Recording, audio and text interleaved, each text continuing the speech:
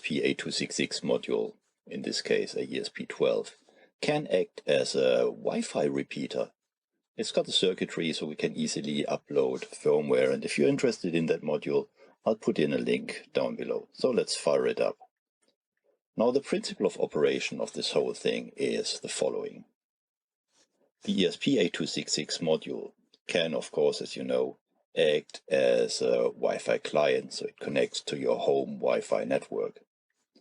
My desktop computer that you can see in the lower right corner is also connected to that network. And both clients are assigned IP addresses. Our Wi-Fi modules gets 192.168.1.2.78. But there's more to it than that. The module can be sort of split in halves, and the other side of the module can act as an access point. That's what's called station AP mode in ESP8266 speak. So to that access point, the laptop on the left side can connect, and it's then assigned an IP address from the 192.168.4.0/24 subnet. Now, when it sends a packet to my desktop machine, the packet is forwarded by the firmware in the ESP module, because forwarding is enabled there. But the reply packet will never get across the ESP module, because the router does not know where to put it. Well, it should go all the way to the left, but the router does not know that. Here, something calls into play that we call a static route.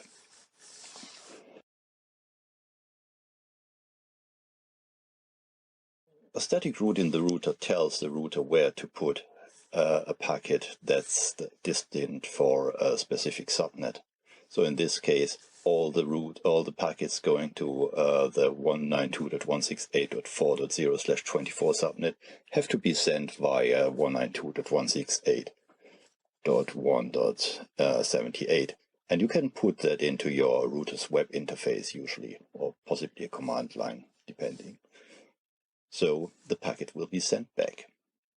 Now that was an easy one. Now if we want to connect to the internet, we need name resolution.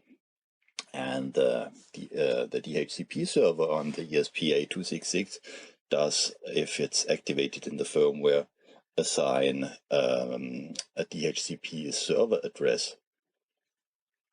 In this case, 192.168.4.1. So we have to run DNS server on the module. In this case, it's not a full-blown server, it's just a UDP forwarder listening on UDP port 53.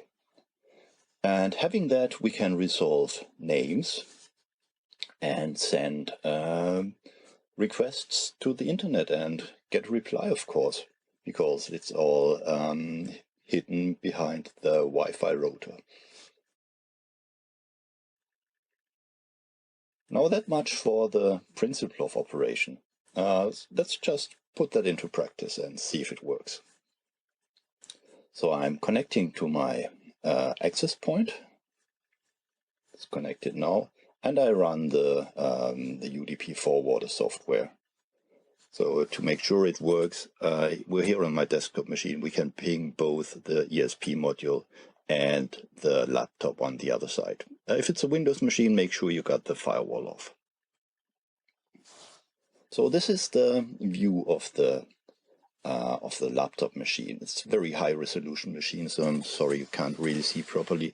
I'm doing a NS lookup to see if the name resolution works, and I can also ping stuff on the internet, as you see in a second. And I can see the requests, DNS requests going through the module, and I can see that the module is still connected to my Wi-Fi router. So let's get back to the laptop.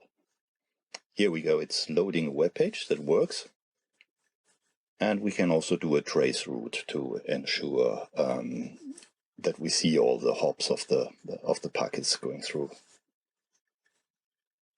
Oh, that'll take a moment.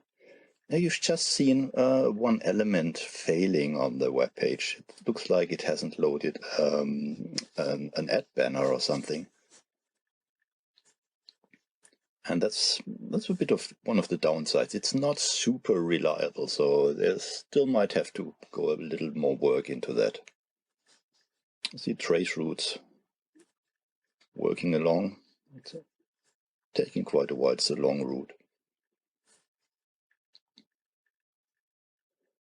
And from time to time, what happens is the module disconnects from my access point, probably due to the fact that it's only got one radio, and well, if that's busy, the other side might fail. But it reconnects and it's good to go again. So have fun with that.